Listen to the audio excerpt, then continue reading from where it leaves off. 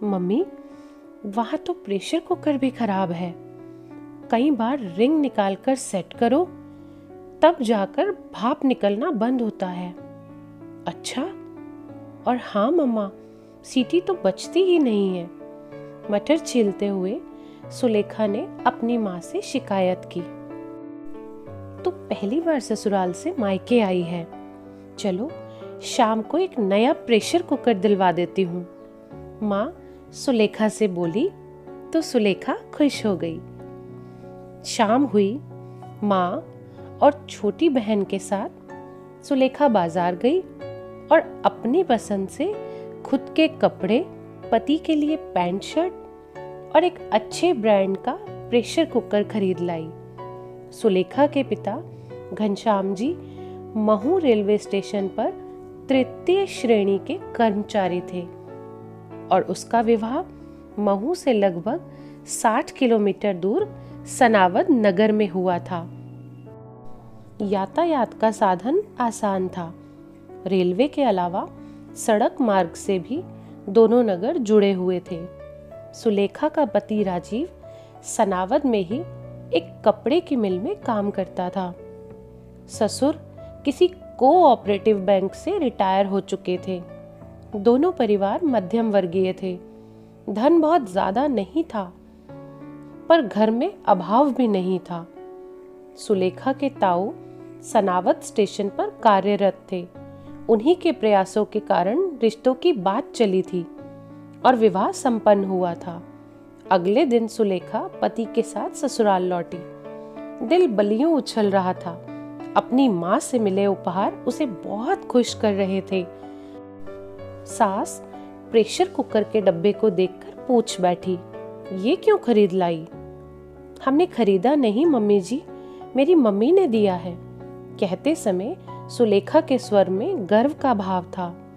अनुभवी सास जैसे माजरा समझ गई हो, बोली, इसे अभी निकालना नहीं, राजीव से कहकर अपना कुकर ठीक करवा दूंगी। अगर फिर भी उस कुकर से संतुष्टि नहीं मिले तभी नया कुकर निकालना। उसी शाम प्रेशर कुकर को एक बर्तन की दुकान पर भेजकर सास ने ठीक करवा लिया। अब पुराने कुकर से प्रेशर लीक नहीं कर रहा था और वह ठीक से सीटी भी बजा रहा था। 3 महीने बाद सुलेखा पति के साथ फिर मायके आई। उसकी मम्मी ने हालचाल पूछा तो बातों ही बातों में माँ ने पूछ लिया कि किसी चीज की जरूरत हो तो बताना। और सब तो ठीक है मम्मी, पर वहां का गैस चूल्हा इतना कम फ्लेम देता है कि चाय बनाने में ही पसीना छूट जाता है। उसे सुधरवा कर भी देखा पर कोई फायदा नहीं। 8-10 दिन तक फ्लेम ठीक रहता है, फिर वैसा का वैसा ही। मम्मी, मिलिट्री कैंटीन से चूल्हा मिल सकता हो तो दिलवाओ ना, कैंटीन में सस्ता मिल जाता है।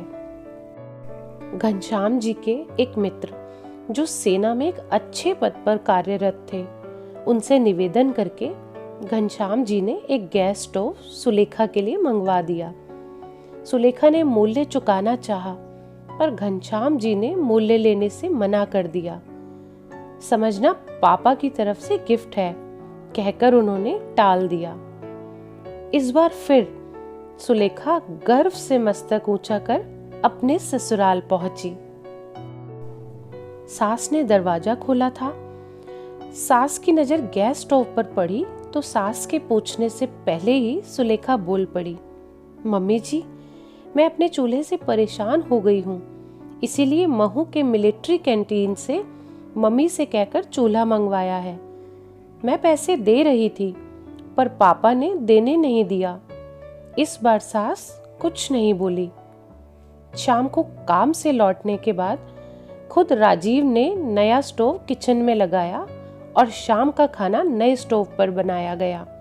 साथ ही आज नया प्रेशर कुकर जो पैक कर रखा था उसे निकाला। फिर नए प्रेशर कुकर का उद्घाटन नए गैस स्टोव पर खीर बनाकर किया गया। बाद के दिनों में स्थिति ये थी कि सुलेखा जब कभी मायके जाती थी अपनी माँ के सामने शिकायतों का पिटारा खोलकर रख देती थी।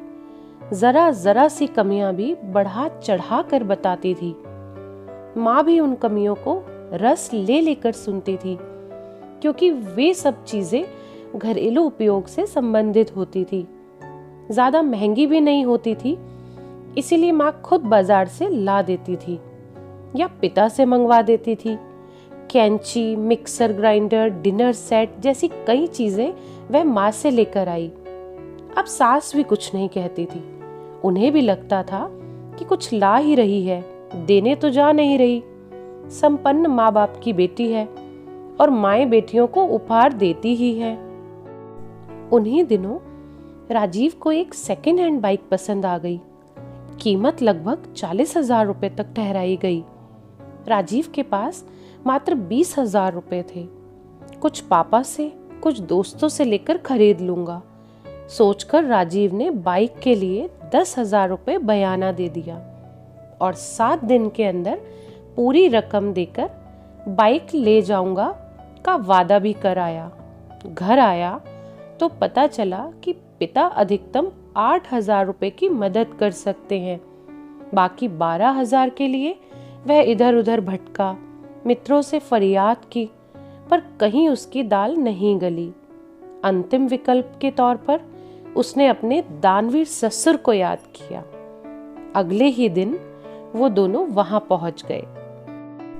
उन दोनों ने घनश्याम जी के सामने अपने आने का कारण बताया तो राजीव और सुलेखा दोनों का भ्रम टूटा। घनश्याम जी ने पैसे जुटा पाने में असमर्थता प्रकट की और बोले, 1,000-2,000 की व्यवस्था तो कर सकता हूं, पर 12,000 की व्यवस्था मेरे लिए मुश्किल होगी। सुलेखा का दिल उदास हो गया। वहीं राजीव को बयाने में दिए 10,000 रुपए डूबते हुए नजर आए। बेटी दामाद आए थे, इसीलिए उत्तम भोग का प्रबंध किया जाने लगा, पर राजीव का मन ससुराल में नहीं लगा। इंदौर से होकर लौटता हूं, कहकर वह वहां से निकल गया। ससुर के घर और इंदौर में लगभग 25 किलोमीटर की दूरी थी। जल्दी लौटना कहकर सुलेखा ने उसे जाने दिया। दोपहर हो गई, फिर शाम ढल गई, पर राजीव इंदौर से वापस नहीं लौटा था, जबकि पूर्व निर्धारित कार्यक्रम के मुताबिक उसी शाम उन्हें सनावद लौटना था। सुलेखा बार बार घड़ी देखती, उसका मन विचलित होने लगा था। मन में तरह तरह के ख्याल उमड़ रहे थे। कोई अनहोनी ना हो गई हो, सोचकर उसकी आंखों से आंसू निकल पड़े। बेटी के आगमन से माँ का उल्लासित मन अब मलिन होने लगा था। दिमाग में एक ही बात आई कि पैसे के कारण जमाई राजा नाराज तो नहीं हो गए। माँ बेटी को लेकर एक पीसीओ में पहुंची और राजीव के पड़ोस के घर में जहां टेलीफोन कनेक्शन लगा था फोन लगाया। फोन सुनने राजीव ही आया था। फोन पर राजीव की आवाज सुनकर सुलेखा फफक पड़ी। मैं यहाँ आपकी प्रतीक्षा कर रही हूँ और आप सनावद पहुंच गए। सुलेखा बड़ी मुश्किल से बोल पाई। क्या करता महू में रुककर, इंदौर दोस्त के पास गया था पैसे के जुगाड़ में, वहां भी इनकार सुना तो सनावद लौट आया। बाइक वाले से बयाना लौटाने को बोलूंगा, अगर लौटा दिया तो ठीक है, नहीं तो 10,000 रुपए को राम राम। लेकिन अब मैं कैसे आऊं? बाकी तुम्हारी मर्जी, जैसे आना हो आना, ना मर्जी हो तो मत आना। राजीव का ऐसा व्यवहार, बिजली सी गिरी सुलेखा के ऊपर। कई पलों तक अपने कानों पर यकीन नहीं हुआ।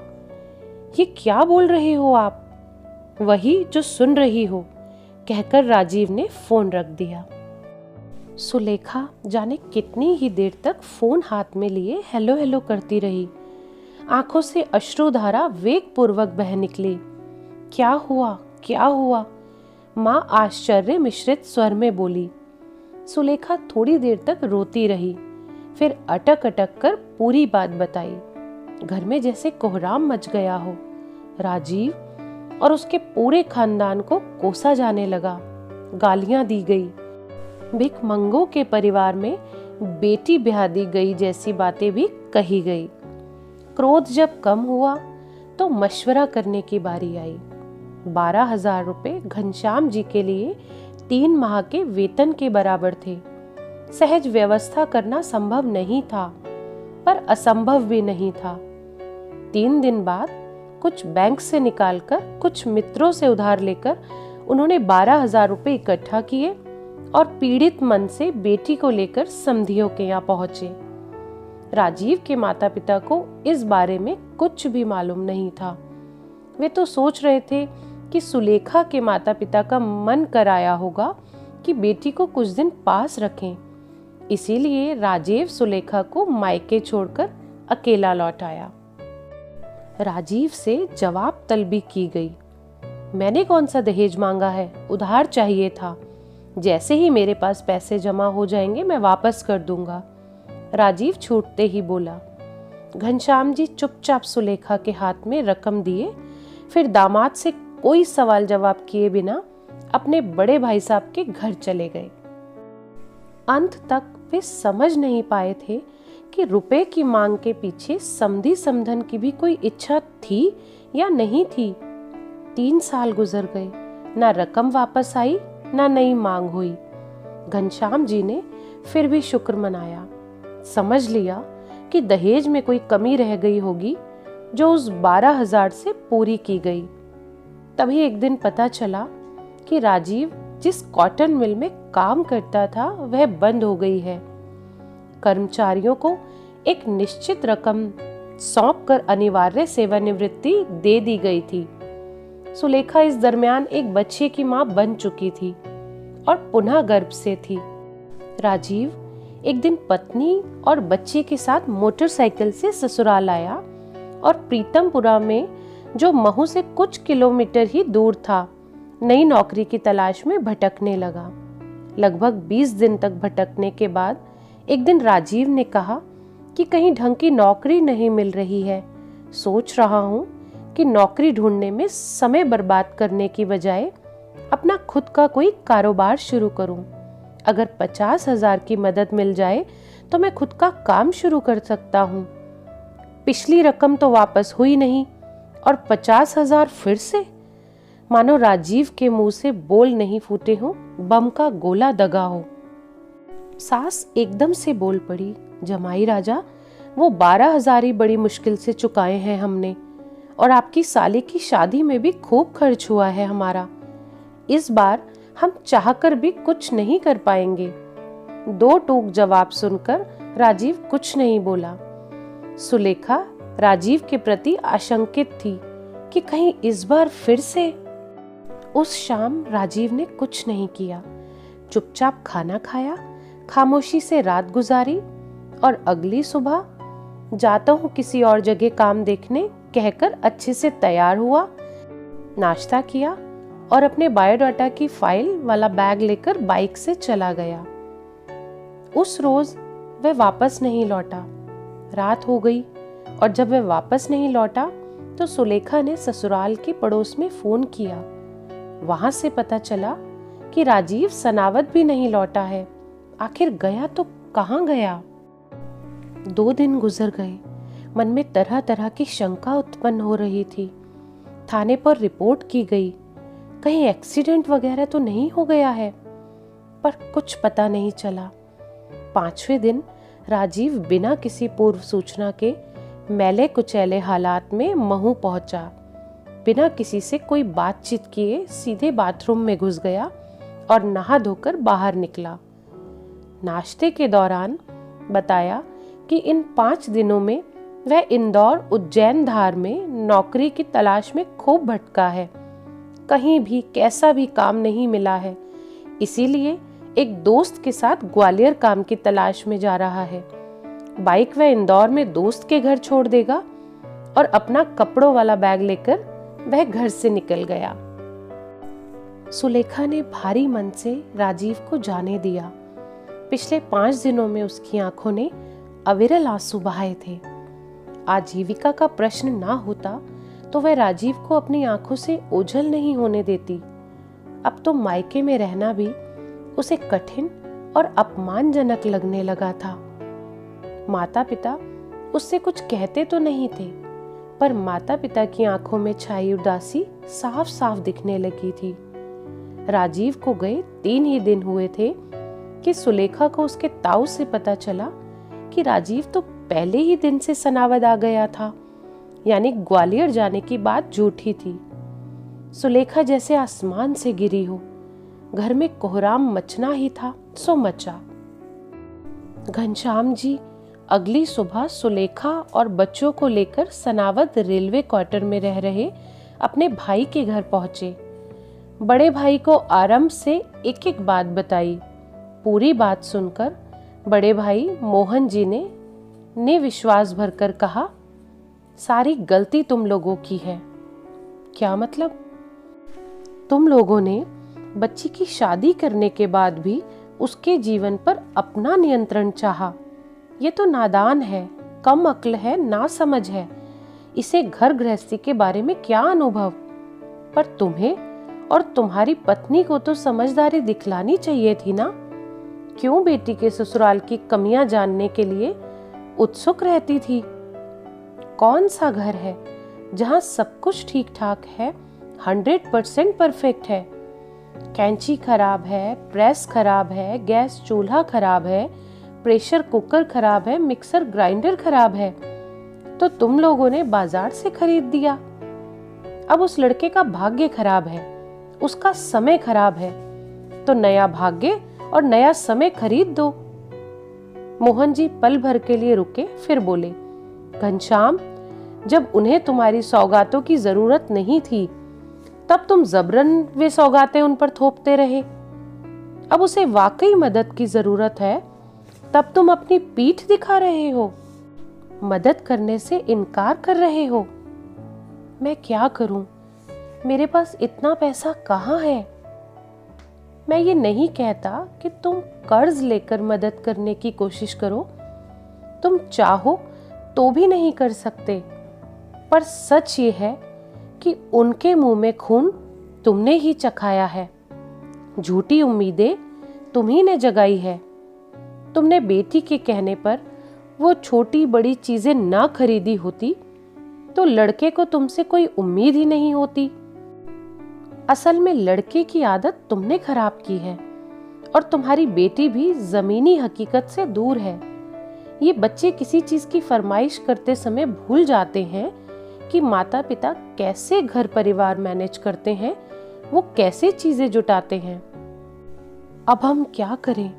उसके पिता ने कहा, अब सबके लिए यही अच्छा है कि सुलेखा स्वयं बच्चों के साथ जाए और खुद सब कुछ मैनेज करे। तुम पहली गाड़ी से वापस महू लौट जाओ। अगर मन नहीं माने तो यहीं मेरे घर में रहो। अभी सुलेखा के साथ उसके ससुराल में जाने की जरूरत नहीं है, बल्कि उन्हें तो पता भी नहीं चलना चाहिए कि तुम सनावद आए हो।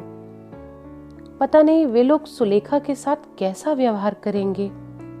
बेवकूफ मत बनो। क्या कभी सुलेखा ने सास ससुर के बारे में ये कहा है कि वे सुलेखा के साथ दुर्व्यवहार करते हैं?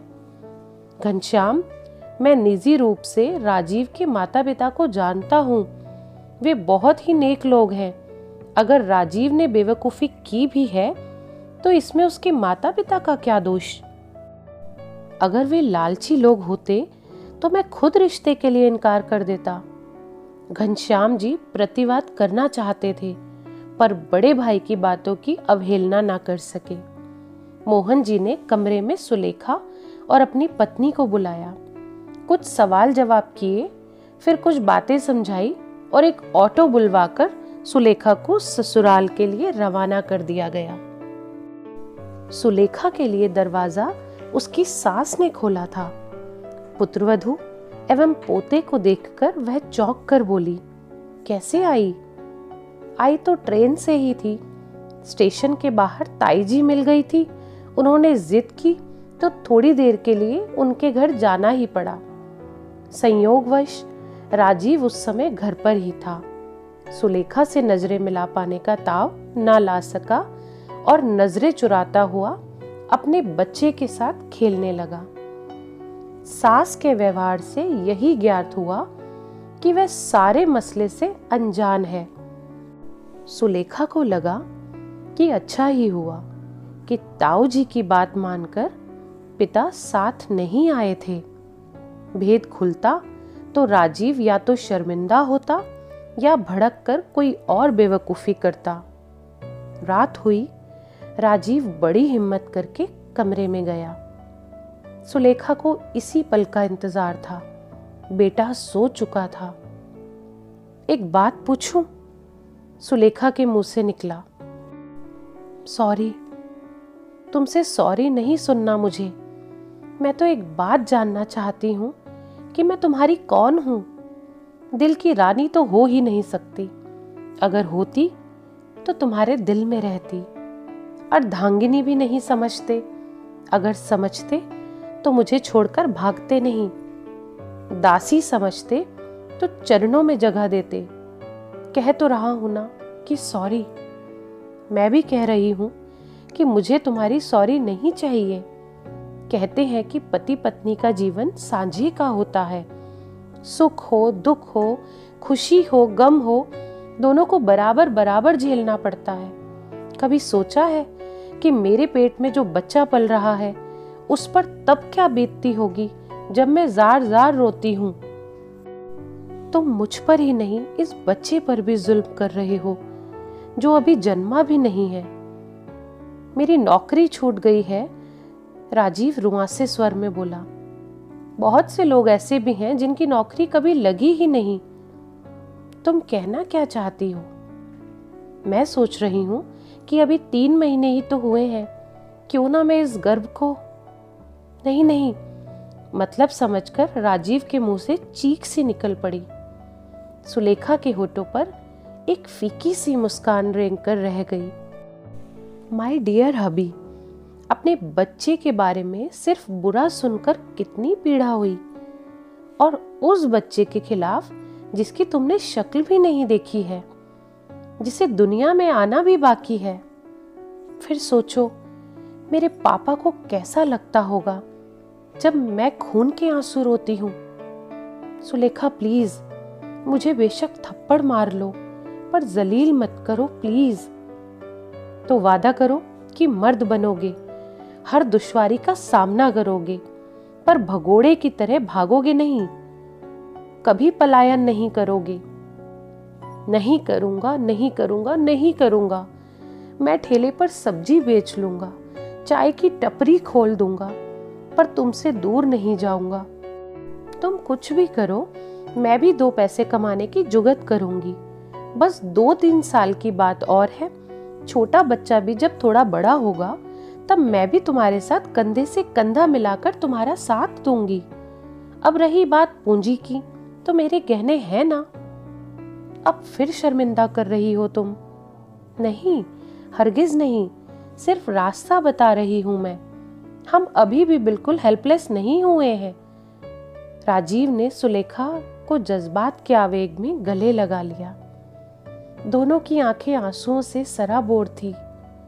गर्भ में पल रहे अभिमन्यु का तो पता नहीं, पर उसका बड़ा भाई पलंग पर गहरी नींद सो रहा था। तो ये कहानी आपको कैसी लगी कमेंट करके ज़रूर बताइएगा, और इसी तरह की और प्रेरणादायक कहानियाँ सुनने के लिए इस चैनल को सब्सक्राइब करें। धन्यवाद।